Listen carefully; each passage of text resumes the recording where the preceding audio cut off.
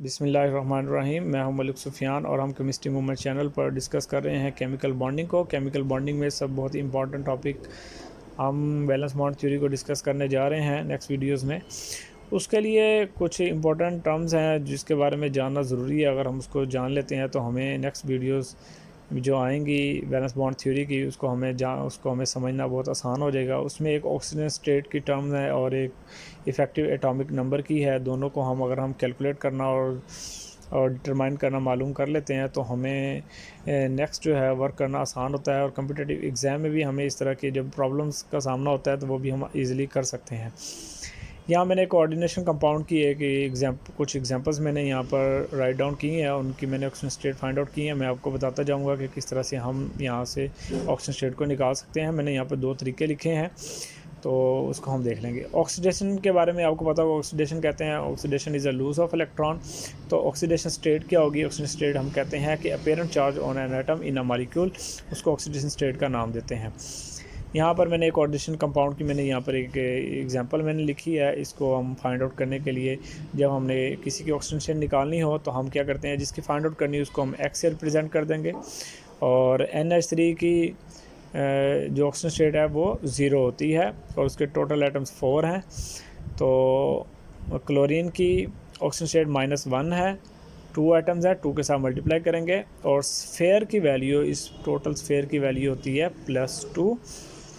तो वो +2 = +2 कर देंगे। तो हम यहाँ से इसको कैलकुलेट करेंगे तो ये वैल्यू आ जाएगी x - 2 और = +2 -2 को हम उस तरफ ले जाएंगे उस साइड पर, तो ये इक्वल हो जाएगी x = +4। तो कोबाल्ट की वैल्यू, कोबाल्ट की ऑक्सीजन स्टेट +4 फाइंड आउट कर लेंगे।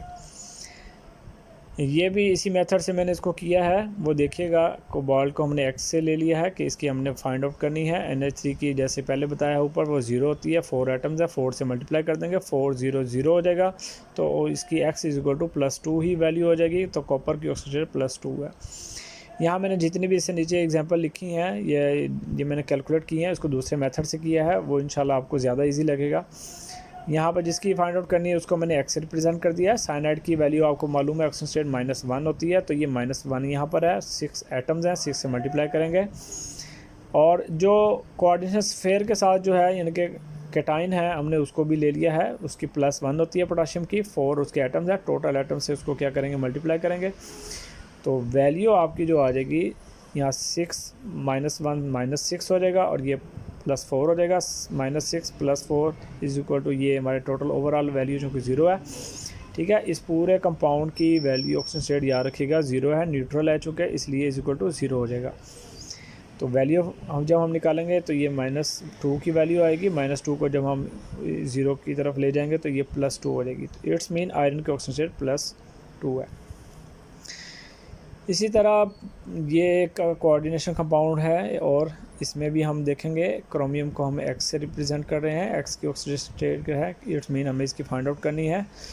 और C2O4 इसकी, जैसे कि आपको मैंने यहाँ पर बताया है, मैं यहाँ पर आपको एक चीज़ यहाँ पर बता दूँ कि कुछ कॉमन ऑक्सीजन स्टेट है जो लीजेंड्स में जब आते हैं इनकी हमें मालूम होना ज़रूरी होता है। NH3 की 0 होती है, हेलोजेंस की -1 होती है और C2O4 नेगेटिव की -2 होगी, साइनाइड की -1 होगी, NO2 की -1 होगी, इथाइलिन डाइमीन की 0 होगी, वाटर की 0, कार्बन मोनोऑक्साइड की 0, SO4 नेगेटिव की भी क्या होगी, -2 होगी। तो यहाँ पर -2 की वैल्यू आ जाएगी। और इसी तरह पोटाशियम की +1 होती है, तो +1 × 3 इसके एटम्स हैं, उससे हम मल्टीप्लाई करेंगे तो = टोटल ओवरऑल जो इस कंपाउंड की ऑक्सीजन स्टेट है वो 0 है। तो यहाँ पर ये 0 की वैल्यू आ जाएगी। तो x - 6 तो +3 है = 0 है, x - 3 = क्या हो जाएगा, 0। तो इस -3 को उधर ले जाएंगे तो वैल्यू हो जाएगी x + 3। इट्स मीन क्रोमियम की ऑक्सीजन स्टेट क्या है, +3 है। एक और एग्जांपल देखिएगा आयरन कंपाउंड, ये कोऑर्डिनेशन कंपाउंड की, ऑर्गेनिक मेटालिक कंपाउंड। आयरन को हम एक्स से कर ले रहे हैं कि उसकी हमने फाइंड आउट करनी है। EDTA की वैल्यू होती है -4।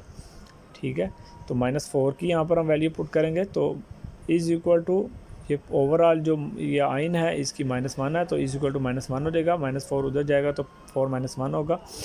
इट्स मीन आयरन की यहाँ पर ऑक्सीजन स्टेट +3 है। इसी तरह आइए एक और एग्जांपल लेते हैं। K2 = NiCN4 की है। इसमें हम Ni को X से रिप्रेजेंट कर रहे हैं और साइनाइड की -1 होती है, -1 × 4 साइनाइड के एटम्स हो जाएंगे, प्लस पोटाशियम की 1 है, 2 उसके एटम्स है, 2 से मल्टीप्लाई करेंगे, is equal to total overall oxygen की वैल्यू क्या है, 0 है, इज इक्वल टू 0 कर देंगे।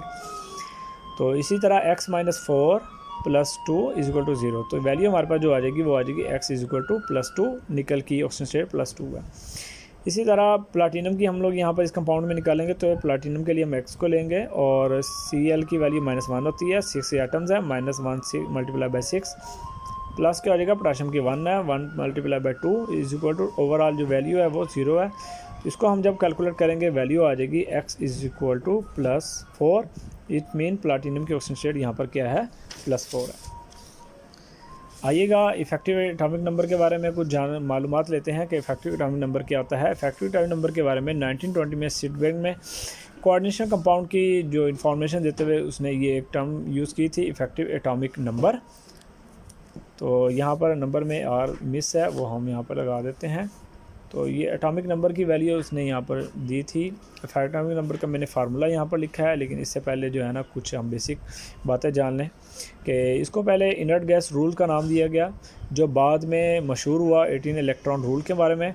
18 इलेक्ट्रॉन रूल कैसे होगा कि ये ज़्यादातर कोऑर्डिनेशन कंपाउंड ऑर्गेनिक कंपाउंड्स को एक्सप्लेन करता है, उनकी इनर्टनेस को शो करता है, उनकी इनर्टनेस को एक्सप्लेन करता है कि ये जो 36 और 54 और 86 जो कि क्रिप्टॉन, जीनॉन और रेडॉन से रिले करते हैं, उनको ओबे करते हैं, ये रूल उनको ओबे करता है। तो इसमें जो हम फाइंड आउट करते हैं वो सम ऑफ इलेक्ट्रॉन को फाइंड आउट करते हैं, जो कि मेटल और लीजेंड दोनों में पाए जाते हैं। टोटल इलेक्ट्रॉन्स जो कि हम निकाल सकते हैं इससे। तो ये डी ब्लॉक एलिमेंट्स के बारे में और ऑर्गेनिक मेटालिक कंपाउंड्स के बारे में उसको एक्सप्लेन करता है। यहाँ मैंने उसका फार्मूला लिखा है कि इफेक्टिव एटॉमिक नंबर को कैसे फाइंड आउट कर सकते हैं, is equal to Z - x + CN × 2। Z हमारे पास क्या होगा, यहाँ एटॉमिक नंबर होगा, x क्या होगा, ऑक्सीडेशन स्टेट होगी, प्लस कोऑर्डिनेशन नंबर क्या होगा कि एक सेंट्रल मैटर एटम को कितने लीजेंड ने उसको घेरा हुआ है, उसको सेंट्रल एटम आ जाएगा, सेंट्रल नंबर आ जाएगा, ठीक है, मल्टीप्लाई क्या होगा 2 coordination number, sorry central atom से कोऑर्डिनेशन नंबर। कोऑर्डिनेशन नंबर क्या होता है, इसको हम लोग निकालते हैं L × D। L का मतलब है लीजेंड और D का मतलब है डेंटाइलिटी। डेंटाइलिटी क्या होते हैं कि उस मॉलिक्यूल की कितने और एटम्स उसको कर रहे हैं, यानी कि बाइडेंडेट है, ट्राइडेंडेट है, मोनोडेंडेट है, क्या है, वो हम उसके साथ मल्टीप्लाई करके तब कोऑर्डिनेशन नंबर निकलेगा। ये पॉइंट लाजमी याद रखिएगा, ये कई जगह पर यूज़ होता है। यहाँ मैंने एक एग्जांपल लिया कोऑर्डिनेशन कंपाउंड की, ये देखिएगा ज़रा। इफेक्टिव एटॉमिक नंबर हमने इसका निकालना है, तो कैसे निकालेंगे। कोबाल्ट का एटॉमिक नंबर 27 है और ये कोबाल्ट की ऑक्सीजन स्टेट आपको मैंने जैसे पीछे निकालना सिखाई है वैसे आप निकाल सकते हैं किसी भी कंपाउंड में। उसकी यहाँ पर +3 है, +3 माइनस हो जाएगा, यहाँ पर प्लस इसकी कोऑर्डिनेशन नंबर क्या है 6 है और ये मोनोडेंटेट है, इसलिए मल्टीप्लाई करेंगे 6 × 1 और जो फार्मूले में 2 है उसके साथ 2 से मल्टीप्लाई कर देंगे, कैलकुलेट करेंगे, वैल्यू आ जाएगी 36 और ये इज इक्वल है किसके, क्रिप्टॉन के। तो इट्स मीन ये क्या है, इनर्टनेस को शो कर रहा है ये कंपाउंड, इनके स्टेबल ज़्यादा है। इफेक्टिव एटॉमिक नंबर यहाँ पर इसकी भी निकालेंगे, निकल और कोबाल्ट की, निकल और CO है ये हमारे पास। तो यहाँ पर देखिएगा 28 इसमें आ जाएगा हमारे पास और ये माइनस इसका निकल की जो ऑक्सीजन स्टेट है वो 0 है यहाँ पर, और यहाँ पर इसकी +1 है, ठीक है, मल्टीप्लाई इसको जो हम इसमें जो कोऑर्डिनेशन नंबर है वो 4 है, 4 × इसकी वैल्यू जो मोनोडेंटेट है ये ×1 हो जाएगा, मल्टीप्लाई इसको 2 से करेंगे, कैलकुलेट करने का आंसर आएगा 36। इसी तरह आयरन और ये साइनाइड की एग्जांपल यहाँ पर मौजूद है। ये देखिएगा आयरन का एटॉमिक नंबर 26 है और इसकी ऑक्सीजन स्टेट क्या है, +2 है। फार्मूले के साथ जब हम करेंगे +2 माइनस हो जाएगा, ये -2 यहाँ पर वैल्यू आ जाएगी, ठीक है, फार्मूला ज़हन में रखिएगा। प्लस यहाँ पर इसकी कोऑर्डिनेशन नंबर 6 है, मोनोडेंटेट है, 6 × 1 और मल्टीप्लाई करेंगे 2 के साथ, इसकी भी क्या निकल आएगी 36, इसका इफेक्टिव एटॉमिक नंबर आएगा और ये भी क्रिप्टॉन को एक्सप्लेन करता है। यहाँ पर एक और वैल्यू ली है, यहाँ पर ये कॉपर की 29 है इसका एटॉमिक नंबर और ये +2 इसकी ऑक्सीजन स्टेट है, लेकिन प्लस माइनस हो जाएगा, 2 वैल्यू आ जाएगी, 4 इसके कोऑर्डिनेशन नंबर है और 1 मोनोडेंटेट है मल्टीप्लाई बाय 2, तो ये वैल्यू 35 के करीब आएगी, ज़्यादा स्टेबल नहीं है।